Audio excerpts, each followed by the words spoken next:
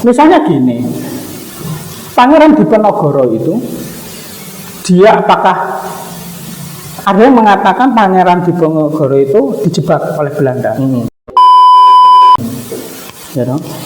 Ada yang mengatakan Pangeran Diponegoro itu karena setelah perang ya, dari 1825 sampai 1830 dia kalah terus. Daripada saya kalah dan tertangkap, mendingan saya tahu nih diundang mau dijebak, ya wis aku datang, menyerahkan diri agar terkesan Belanda itu curang. Sehingga saya secara sosial dianggap tinggi oleh masyarakat. Kenapa? Saya kalah karena dijebak. Kamu milih yang mana? Kan keren gitu. Ya tuh, diskusinya tentang gitu. Ayo, teorinya siapa kamu? Oh, saya berdasarkan tentang lukisannya, ya toh. Pertama yang melukis adalah Nicholas, yang satunya adalah Raden Saleh. Kan gitu, enak ngobrol tentang itu, tentang diskusi itu, tentang teori seperti itu, keren. bahkan Jangan pribadi saya di itu, oh kamu jelek, loh apa hubungannya dengan teori sejarah tadi, gitu loh maksud saya. Sehingga saya pikir cultural refinement itu gunanya adalah bagaimana pengetahuan yang banyak itu yang kita baca dari buku, pengetahuan tadi kita gunakan untuk melakukan kritik terhadap pemerintah, karena kita peduli gitu loh. Kita peduli terhadap, bukan benci Mas ya. Enggak boleh dong. Saya mengkritik pemerintah bukan misalnya gini, saya mengkritik Presiden Jokowi, bukan Jokowinya. Presiden itu kan fungsi. Masa fungsi bisa sakit hati? Saya mengkritik bupati. Bupati kan bukan manusia, tapi fungsi, jabatan. Saya mengkritik jabatannya, fungsinya, kebijakan yang dia miliki. Saya mengkritik wali kota, misalnya gitu. Masa wali kota punya hati? Kan enggak. Saya mengkritik fungsinya. Yang punya hati ya pribadinya, bupatinya. Kan nggak boleh, nggak boleh. Bupati kok sakit hati terhadap kritik? Loh, bupati itu fungsi. Kalau saya kritik, jangan sakit hati, diterima. Kebebasan berpendapat dan berbicara dilindungi oleh konstitusi kok, gitu loh. Misalnya tentang apa? Blitar Selatan saja, misalnya gitu ya. Blitar Selatan, mereka beberapa hari yang lalu melakukan demo, ya toh, ingin pemekaran. Kenapa? Nggak direken gitu. Karena mereka tidak tersentuh oleh pembangunan, saya gitu. Mereka melakukan itu sangat wajar, saya bilang. Sangat wajar. Kenapa? Mereka punya pemimpin, tapi tidak seperti tidak punya pemimpin. Kenapa? Tidak tersentuh oleh pembangunan. Itu satu. Yang saya kritik sebenarnya bukan bupatinya, tapi anggota DPR-nya. Gini loh, rakyat Blitar, masyarakat Blitar memilih bupati misalnya gitu ya, memilih. Agar bupati itu ada yang ngawasi, saya memilih anggota DPR. Agar untuk mengawasi, kan fungsinya untuk mengawasi kinerjanya bupati atau wali kota misalnya.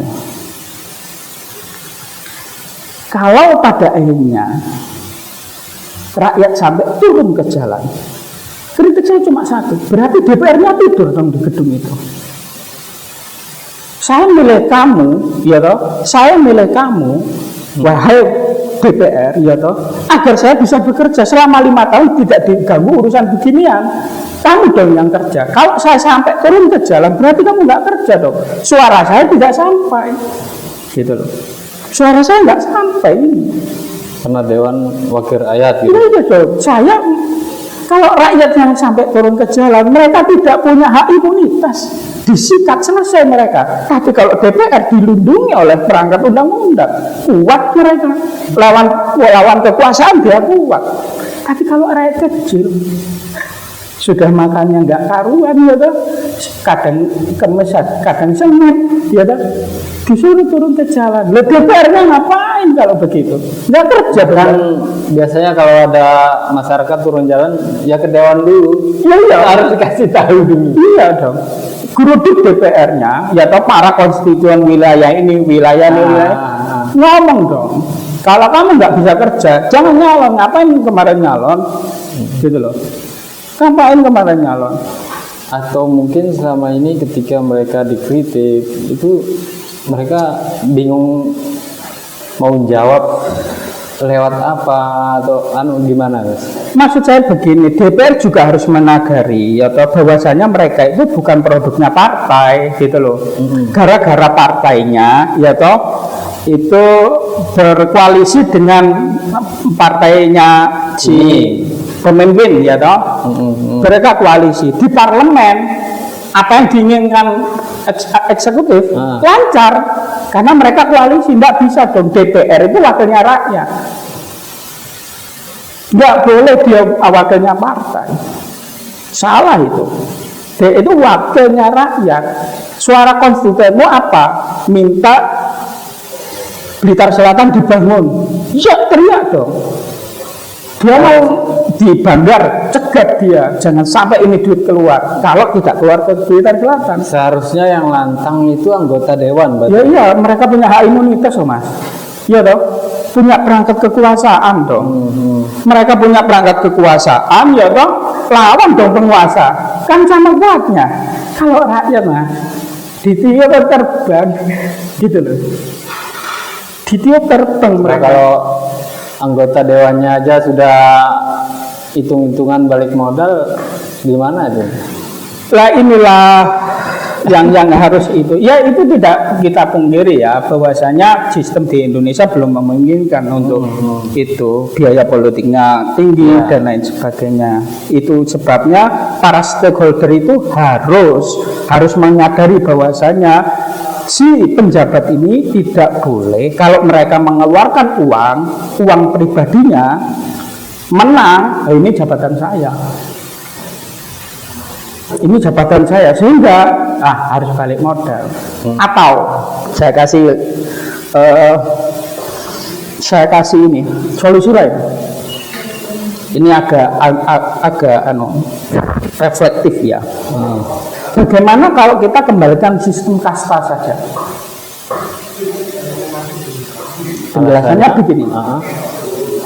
Kan dulu orang paling tinggi itu namanya secara pemikiran intelektual itu adalah kasta Brahmana. Pendeta. Ya kan? Kependetaan. Pemuka Ya, agama. pemikir dan lain-lain.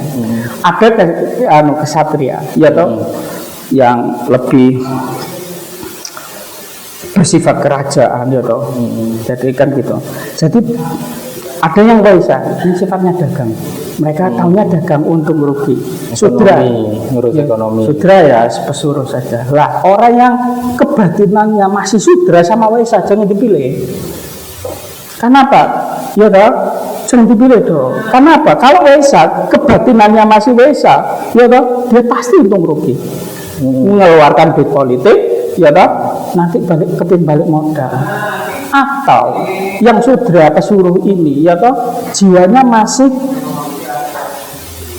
nurut pada oligarki. Ya toh, pilih yang kualitasnya Brahma atau kesatria, baru bagus daerah. Gitu. Berarti yang sekarang di dewan itu masih waisa semua, Pak? Sudra palinglah, ya toh. Tidak ada kebaikan sampai orang-orang demo ini gimana? Ya toh. Berarti kan ada suara yang tidak tersalurkan. Kenapa? Mereka salah menerjemahkan bahwasanya mereka adalah produknya partai, bukan. Kok itu produknya rakyat? Apa yang diinginkan rakyat, ya toh, harus kau laksanakan. Itu kenapa mereka memilihmu duduk di sana untuk mewakili suara mereka.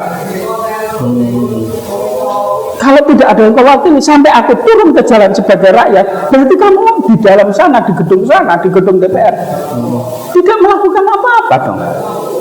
Kamu hanya mengiyakan apa yang diinginkan oleh eksekutif, padahal konstituen tidak menginginkan itu. Dan eksekutifnya ketika ditemui rakyat hanya mengatakan iya, tapi di lapangan ya tidak. Karena sudra itu apa ya? Ya toh? Jadi gini, sudra dulu itu kalau melakukan kejahatan, ya toh, itu tidak dihukum karena dianggap binatang. Ya toh? Tapi kalau kamu Brahma, kamu kesatria, melakukan kesalahan, hukumannya mati. hukumannya mati. Sampai disanksi itu Ya, karena kamu itu adalah puncak jiwamu itu sudah di atas. Kalau kamu melakukan hal-hal yang bersifat hayawan atau hewan, kamu harus dihukum mati. Sembelih saja kayak kambing. karena Brahma itu ya wakil dewa di masyarakat tuh. Ya. Jadi kita memilih bupati, memilih DPR agar langit dan bumi itu menjadi dekat. Kita nggak usah perlu berdoa. Kenapa? Semuanya dikabulkan oleh mereka. Karena mereka wakil Tuhan. Iya dong. Bumi, gitu ya. Jadi pemimpin dipilih, wakil rakyat dipilih agar bumi dan langit menjadi dekat, sehingga mereka tidak perlu berdoa lagi kepada Tuhan. Karena apa? Semua keinginan mereka dipenuhi oleh para pemimpin dan wakil rakyat. Kalau itu tidak terjadi, kalau yang di atas itu Brahma semua tadi. Iya. Brahma dan kesatria. Tapi kalau mereka ngerasa gitu masalahnya. Tapi kalau kita kan enggak, ya tahu kebijakannya gini-gini aja. Misalnya harusnya orang Blitar itu bilang, gimana kabarmu? Ya gini-gini aja. gini-gini aja. Iya. Enggak ada. Jangan baik dong. Kalau baik, kayaknya mereka kerja. Padahal mereka nggak kerja, gitu loh. Misalnya UMR, UMR kecil, ya toh, ngopi 15.000. Wah ya habis mas. Iya toh. Kopi aja habis. Habis ya toh. Kasihan rakyat. Terus kembali ke literasi tadi yang belum berjalan di realnya gitu mas ya. Kira-kira apa yang dibutuhkan di Blitar mas? Harusnya event diskusi atau? ya. Saya khawatir memang ada banyak kelompok-kelompok kemahasiswaan yang organisasi kemahasiswaan dan lain itu sifatnya kan patron klien, pemimpinnya didengar. Kalau orang luar seperti saya itu bakal nggak didengar gitu loh. Harusnya literasi itu sifatnya adalah universal gitu loh. Harusnya mereka memfasilitasi agar apa ya terbuka terhadap perbedaan ya toh. Berarti mungkin di Blitar masih banyak kelompok-kelompok yang merasa eksklusif gitu mas. Jadi ketika ada masukan dari luar yang nggak mau, saya sampai patron tadi, saya sampai pada kesimpulannya bahwasanya orang-orang yang masuk dalam sebuah organisasi kemahasiswaan ini ingin jadi PNS loh. Mereka kumpul sama penguasa-penguasa agar bisa lolos ke sini atau dapat gaji dari negara. Setelah itu suaranya mereka kalau selama belum dapat pasti demo mereka. Demo ini isunya juga isu-isu nasional. Isu-isu yang ada di lokal. Misalnya penambang liar pasir. Misalnya itu ya dihabiskan dong mereka yang punya duit itu, perampok itu, komprador itu, sikaplah, ayolah, berani nggak? Jangan isu-isu nasional, nggak kena gitu loh. Tanpa mengurangi rasa hormat rasa saya kepada teman-teman mahasiswa gitu. Bela dong rakyat, kamu itu namanya mahasiswa, bukan siswa lagi. Kenapa kamu PKL ya? Kuliah kerja nyata ya toh disuruh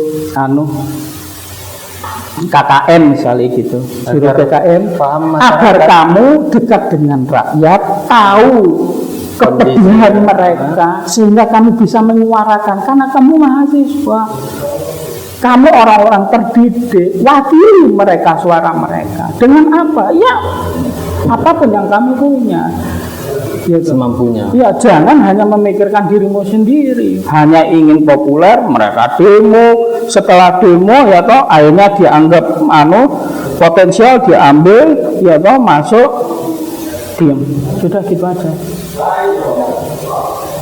Anak bola bapak Prada itu kan begitu, ya toh. Harusnya kalau kualitas hari ini seperti ini, berarti kan yang dulu begitu. Jadi ini hanyalah turun temurun. Artinya untuk memutus rantai hal-hal seperti itu gimana? Literasi itu seperti tongkat Nabi Musa, itu laut semua, laut kebodohan itu harus kita belah dengan literasi, dengan membaca, dengan mereka menulis diskusi akan terkonstruksi pikiran mereka. Saya teringat sebuah kalimat di dalam yang diucapkan oleh Pram, ditulis oleh Pram. Adil harus ada semenjak di dalam pikiran, apalagi perbuatan. Pikiran kita harus adil. Saya bilang, nanti saya intip, itu nggak boleh, di dalam pikiran pun nggak boleh. Nanti saya ingin menjegal sampean, itu nggak boleh, meskipun di dalam pikiran. Artinya kalau bahasa agama niat saja boleh. Yes. Kenapa? Apapun yang kita pikirkan itu akan menjadi perbuatan kok. Gitu. Adil harus ada semenjak di dalam pikiran, apalagi perbuatan.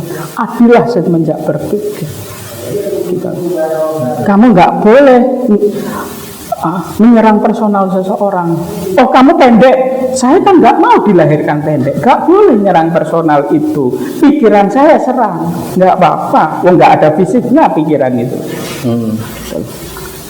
Itu gunanya literasi. Artinya pemikiran-pemikiran yang ada di sini itu yang harus kita pupuk terus gitu. Ya, itu kenapa butuh banyak pihak untuk mendukung ini. Misalnya Jawa Pos, Radar Blitar, Radar Tulungagung, itu harus mendukung mereka, bukan hanya dimonopoli oleh instansi-instansi tertentu. Dan yang tampil biasanya orang-orang yang mereka kenal, gitu, istilah slot-slotan gitu, mengisi slot agar ada terlihat kerja, gitu. Mereka mengadakan itu, outputnya nggak ada, gitu loh maksud saya. Outputnya nggak ada, buang-buang uang rakyat aja itu, gitu. Buat pensiun saja atau kemarin nggak usah mendaftar PNS lah. Kalau kerja cuma gitu-gitu aja ya. Oke, menarik sekali. Ini tahun politik dikaitkan dengan literasi. Ya, atau mungkin lebih kita detailkan lagi di Blitar, seharusnya masyarakat yang ingin memberikan hak suaranya itu gimana? Terserah mau ke siapa saja, pilihan kalian terserah, ya toh. Asalkan satu, berdasarkan akal sehat, bukan isu-isu primordial, ya toh. Lihat rekam jejaknya, ya toh. Kalau dia sudra dan tidak pantas, nggak usah dipilih lagi lah, ya toh. Itu nggak usah, jangan. Nanti kalian yang susah. Sudra apa Waisa? Sudra Waisa kebaikan lah. Sudra kalau saya bilang, ya toh. Coba ini. Ya itu harusnya kalau kalian berliterasi, kalian tidak akan salah, karena pemimpin itu cerminan dari masyarakat. Misalnya, kok Blitar sekarang nggak bagus ya? Yang ini kalian, itu cerminan kalian gitu loh. Sehingga berliterasilah agar jernih kepalamu memilih siapa. Ya toh, berdasarkan analisa, ya toh, berdasarkan perhitungan tertentu. 5 tahun Mas ya? Ya 5 tahun waktu yang cukup lama untuk melihat kekonyolan ini toh. Ya toh, capek loh kita itu. Ya toh, suruh demo. Artinya ketika kondisi seperti ini ya masyarakat jangan menyalahkan siapa-siapa. Iya, karena itu yang kalian pilih.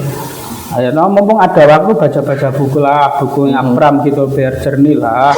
Ya toh, biar adil semenjak di dalam pikiran, ya toh. Harus banyak membaca. Ya, membaca itu Tuhan itu kalimat pertama kepada Muhammad itu Iqra. Bukan sholat, bukan ibadah, tapi baca dulu. Ya toh. Kenapa membaca? Kalian akan tahu dasarnya membaca. Gitu aja. Perintah pertama loh. Perintah pertama Tuhan kepada manusia adalah bacalah, membacalah. Nanti perlu ada gerakan Iqra lagi nih. Oh iya, harus. Saya pikir teman-teman itu banyak kok, Mas. Teman-teman banyak. Hanya saja memang harus minimal terimalah perbedaan gerakan. Masih terkotak-kotak tadi. Ya, dalam Ya. organisasi. Ya jangan gerakan-gerakan yang formalitas lah, yang ria-rio, kumpul-kumpul, nggak penting gitu saya bilang. Misalnya gini, ada sebuah kegiatan di mana lomba nulis sejarah desa, yang nulis bukan sejarawan. Misalnya gini, di Blitar itu, gitu. Kita nulis sejarah desa A. Gitu. Oh kata mbak saya dulu A itu adalah terbuat dari kodok gitu kan ya. Iya kan? Meskipun menulis itu bukan hanya sejarawan, tapi paling tidak ada proses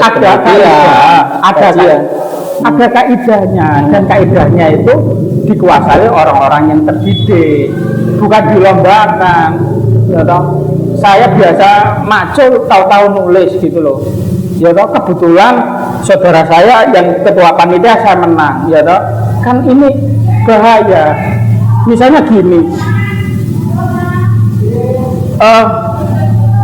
sejarah misalnya saya kemarin ada tulisan di di website saya boeing.co itu nulis tentang Saranjana. Boeing.co. Iya.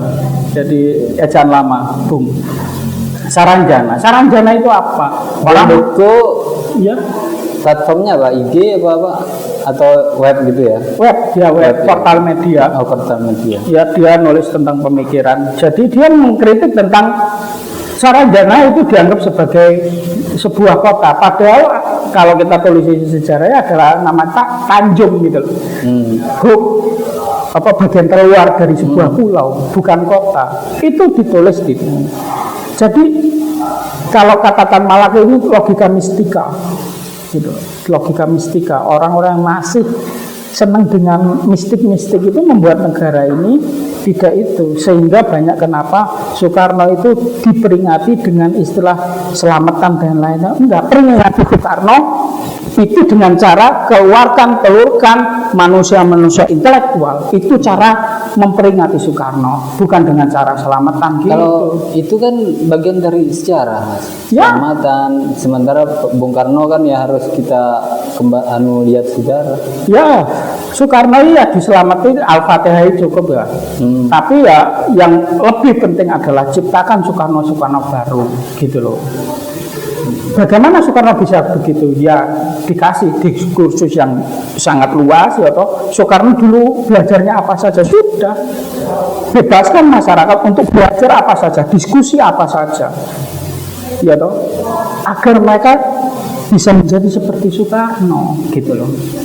Artinya saat ini kita masih mengagumi sosoknya, profilnya saja berarti. Iya. Kita tidak pernah melihat konsepnya saja, konsep tentang Soekarno, bukan pemikirannya Soekarno. Apa yang dibaca. Iya, misalnya gini. Kamu pernah nggak baca tentang Sarinah? Sarinah tahu? Iya, baca buku tentang Sarinah itu karya Soekarno. Dia membicarakan feminisme loh. Ayo kita baca akar pemikirannya Soekarno dari mana Sarinah itu. Ayo kita tulis dulu. Oh, kan ngomong teori ini sudah. Ya toh? Dari mana? Feminismenya dari mana? Feminisme pertama adalah liberal. Setelah itu adalah feminisme Marxis. Setelah itu feminisme radikal. Wah, ya kan keren gitu. Jadi Soekarno ini Sarinah ini adalah loh kok Sarinahnya bukan Sarinahnya ini judul buku, nggak usah dibahas terlalu dalam. Yang penting adalah pemikiran Soekarno-nya, bukan bendanya. Kata Soekarno, warisi apinya, jangan abunya. Kalau begini, kakek selamatan, kebanyakan selamatan, mewarisi abunya. Warisi pemikirannya, diskusi, debatnya Natsir dengan debatnya Soekarno tahun 1926 di koran. Wah, keren banget ini. Saya kritik marah. Ya itu bukan Soekarno, isinya Soekarno. Padahal Soekarno ya sosok debater ya. Wah, debater, egaliter, setara. Keren banget. Kagum saya sama dia. Kekaguman saya, kenapa saya kagum? Itu kenapa saya ingin bergerak di bidang literasi. Bukan selamatan, ngapain nggak usah nyelamati dia pasti masuk surga kok. Iya toh, wong baik kok.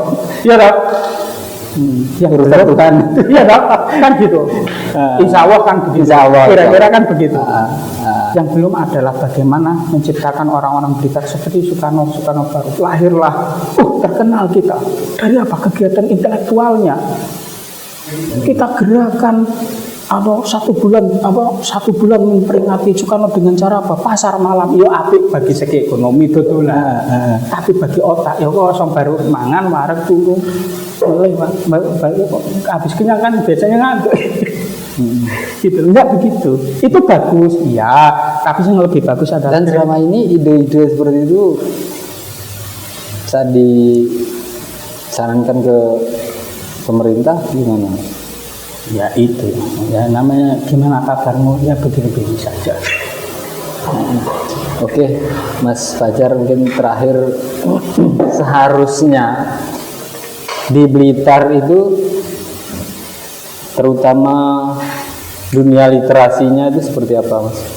Satu, saya berharap instansi terkait itu memfasilitasi gerakan teman-teman untuk bagaimana caranya itu difokuskan kepada kegiatan Nggak literasi. usah melihat orangnya ya, Iya dong. tapi pemikiran Ya, jadi instansi harus mendukung, ya toh. Bagaimana kegiatan literasi jangan yang bersifat formal, ngabisin duit anggaran saja, kelihatan Formal, kerja. ritual. Iya dong, kasihan rakyat, duit banyak keluar tapi nggak ada hasilnya.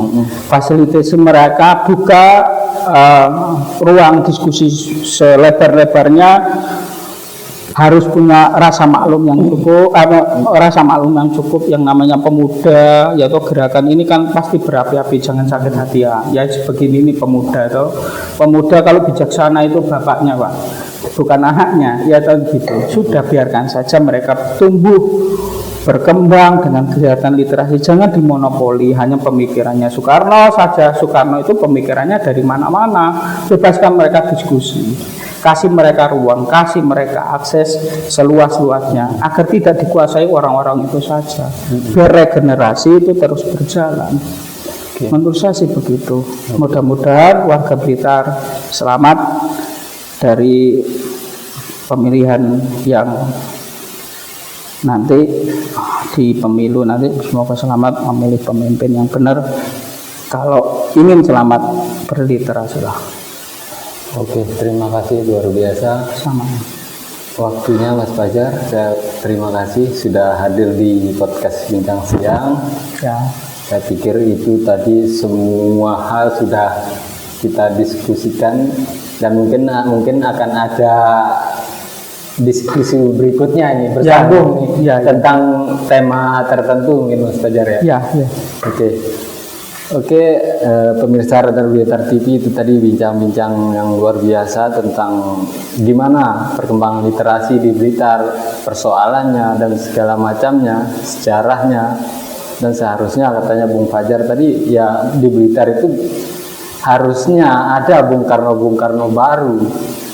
Bukan hanya kita sekedar kagum kepada sosoknya. Oke, seperti itu. Sama saja.